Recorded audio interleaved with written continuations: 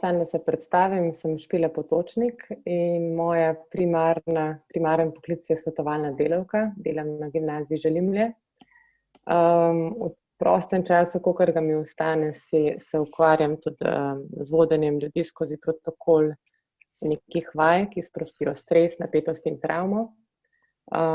Sem žena, mati 3 otrok, kakšni že prehajajo v najstniško obdobje, tako da je precej pestro. Tako kot najstniki iščejo svojo identiteto, kdo so, svoje poslanstvo, tako tudi v bistvu jaz še vedno sem v iskanju enega medija, skozi katerega bi želela kaj povedati, kakšne vsebine, ki so se recimo v 12 letih mojega dela nabrale. In bom v bistvu z vami samo podelila tako moj način iskanja od avgusta, ko smo se prvič srečali, pa do danes, kakšna pot je za mano. Imam izkušnjo recimo, prek Facebooka dosti izražam moje sledi.com, na spletni strani sem dejavna. Imam izkušnjo live javljanj, filmčkov sem posnela, podcast je bil hkrati tudi odgovor mogoče o teh časih karantenskih, kako priti do mladih, kako jih nagovoriti, kako dati neke vsebine, ker tudi jaz zelo rada imam sogovornike, rada pa tudi govorim in sem slišana, no, in se mi je zdelo, to je pa spet pač en zanimiv medij in sem ugrizala. Sem pač človek akcije, kar ni vedno nujno najbolje, da si človek akcije. Boste hitro videli, zakaj. Upam, da vidite vsi ta deljen PowerPoint. Ja, ga vidite? Ja. Se pravi, to je pač moj logo, za tiste, ki se, moj trenuten logo, se pravi, jaz nisem se še odločila, da je podcast moj medij, ki bo ostal, ampak sem še zmeraj v bistvu v fazi pilotske raziskave, kako naj rečem, da še vedno iščem svojo identiteto, ali je to ali ni to. Tako da si še dopuščam tudi možnost, da bom se zbrisala, kar sem do zdaj ustvarila. Mogoče čisto tehnično, Brandmark je ena dobra spletna stran, kjer lahko odtipkate recimo nek svoj logo ali pa geslo, ki ste se ga izbrali za svoj podcast, in vam v bistvu pod tem računalnik da ogromno enih predlogov. Recimo sama sem 2 ure scrollala en deževen dan in iskala logotip in v bistvu to ni moja kreacija, ampak je pač to nek algoritem, ki ga računalnik izbral in ni bil meni všeč in trenutno je pač tak. Zdaj, celo pot, ki sem jo od avgusta do danes naredila, sem dala en tak okvir, ne vem, če poznate Johari okno, ki malo opredeljuje to, na kakšen način komuniciramo s svetom. In jaz sem zdaj to okno preimenovala in mu rekla podcast okno. Ker ko sem se spraševala o vsebini mojega podcasta, sem šla čez različne faze. Jaz sem se kar vrgla v akcijo, nisem nič brala o podcastih, jaz sem rekla, ajde, gremo snemati, pa da probamo. In, zakaj pa meni zdaj tukaj ne deluje? Se pravi, moj prvi korak je bil, jaz imam 10 minut časa, dolg čas mi je, jaz se bom kar posnela na svoj telefon in svojim kolegom, ki so bili pač moji sokrožkarji, posnela moje razmišljanje o tem, o čem bi jaz vse govorila. In v bistvu sem hitro prišla do tega, da vsebina je lahko, ko daš ti enkrat podcast ven, je dejstvo, da tisto, kar je bilo prej zasebno in fasada, postane javno. In sem se spraševala, ali bom ostala na tem varnem področju in govorila o stvareh, ki so moja javna podoba, se pravi svetovalno delo, učenja, bom govorila o poklicih, o uravnavanju stresa. In sem si najprej zadala, mogoče to je taka varna, pa najbolj primerna vsebina, ki jo lahko podam svetu. Ampak potem so se zgodili otroci in seveda otroci, ki so se že skoraj rodili s telefoni v rokah, so videli, da imam jaz aplikacijo Anchor, A-N-C-H-O-R, lahko pogooglate. In ko so oni videli, kaj jaz to imam, kaj se snemam, so oni takoj, nek dogodek se je tisti dan zgodil, Martinčkov so ujeli in so se oni začeli snemati. Oziroma sem jaz naredila intervju z njimi. In v bistvu v tistem trenutku je nastal en tak zelo, zelo lušten podcast, ki se je v tistem dnevu še nadaljeval o zgodbi o Martinčku, potem so beatboxali, skratka, ogromno enih vsebin je bilo skupaj, otroci so sami naredili logotip in poimenovali svoj podcast Drobtinice.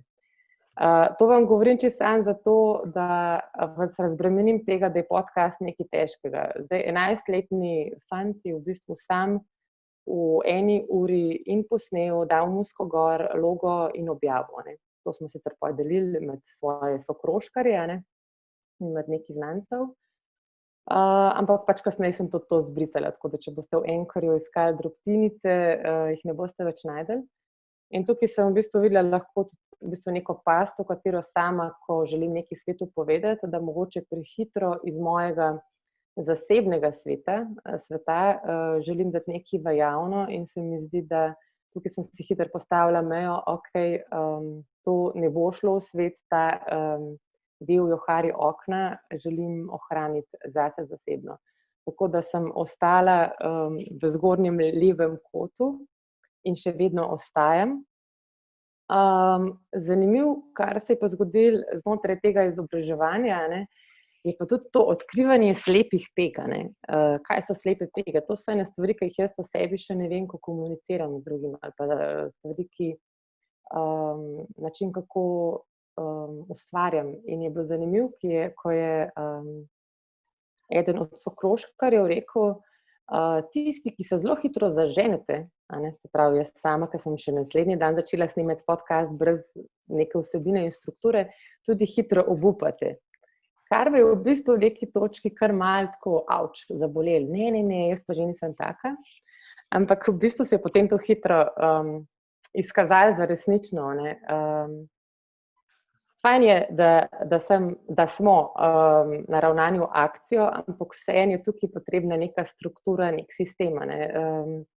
Aleš Čerin je dobro povedal, koliko ima že veliko število nabor teh blogov in verjetno je zadnji neka struktura, neka ideja. Če se pa samo hitro zaženemo, potem se hitro tudi spraznemo, če nimamo mogoče neke širše slike ali pa vizije o vsebini, ki jo želimo podeliti svetu. Se pravi, tukaj se mi je odprla ena taka slepa pega, ker sem si rekla, tukaj bi bilo pa fajn mogoče malo še premisliti, a res podcast zame primeren medij.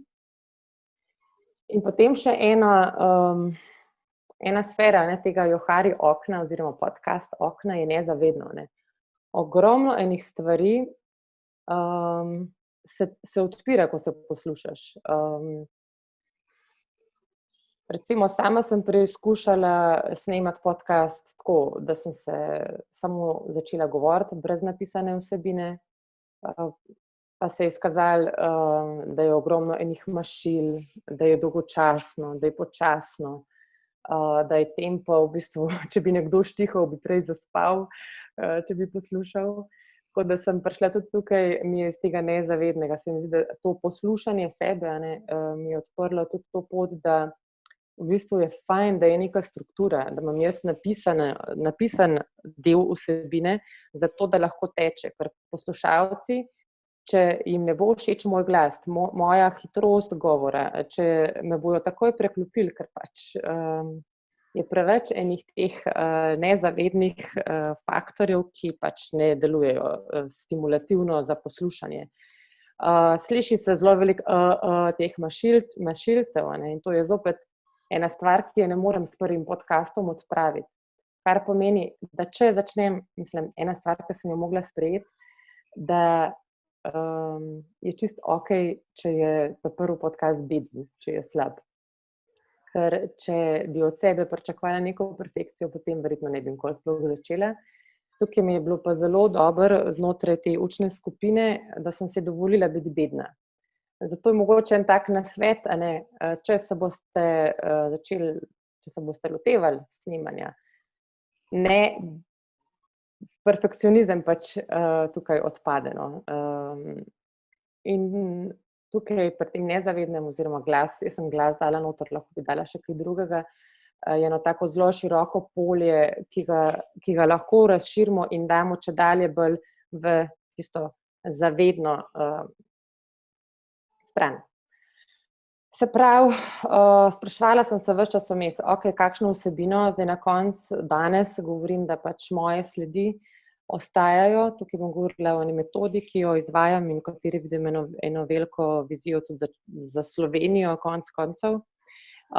In znotraj te vsebine v bistvu z dijaki zdaj v šoli, upam, da nas ne dajo v karanteno, smo se odločili, da bomo prek podcasta predstavili poklice prihodnosti. Se pravi, bomo imeli neke sogovornike, ki jih bomo povabili in da bomo naredili eno tako veliko knjižnico, zbirko poklicev. Sama se sprašujem, sogovornik da ali ne in kako je s tem povezana struktura. Sama sem videla, če sem jaz sama s sabo sogovornik, v bistvu ne potrebujem strukture, da če pa, ko se bom odločila, da posnamem prvi intervju z nekom, je pa moja odgovornost, da sogovornika obvestim, koliko časa bo trajal podcast, mu pripravim vprašanje, naredim vse za to, da se ta oseba ob meni počuti varno in da tukaj pač ni prostora za kaos. Ja. Zaključujem še s 3 ugotovitvami. Preko tega razmišljanja o svoji identiteti kot podcasterka sem si odkrila neke slepe pege pri sebi. Podcast je bil na nek način moj obrambni odziv v času karantene ali pa v času dolgčasa. Ugotovila sem, da pač sem človek za akcijo, ki želim v dani priložnosti hitro zagrabiti, kar pa ni nujno vedno najbolje. Tako da tukaj je en tak nasvet, ustavi se. Včasih je fajn, da je več priprave, preden pač gremo kar direkt v eter. Ena druga stvar, ki sem si jo tudi priznala in mi da misliti, da v bistvu podcast odgovarja na neko mojo potrebo po tem, da sem slišana. Se vsi hočemo na nek način biti slišani, a ne. In v bistvu, koliko je kul, ker te noben ne ustavlja, noben te ne prekinja, a ne. Se pravi, kadar si sogovornik, kadar nimaš sogovornika. In je lahko to pač res en tak zelo svoboden način izraza. In še tretja stvar, znotraj moje osebne mojega kaosa in akcije, sem vseeno mogla najti neko strukturo,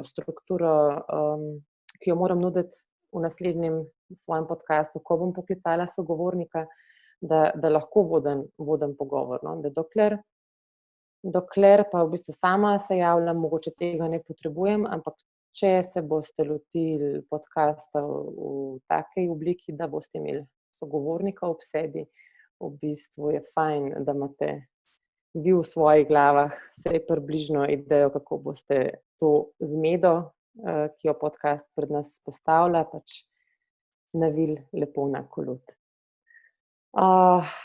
Toliko iz moje strani, par uvidov na tej poti iskanja, sem na začetku in ne vemo, kaj sledi.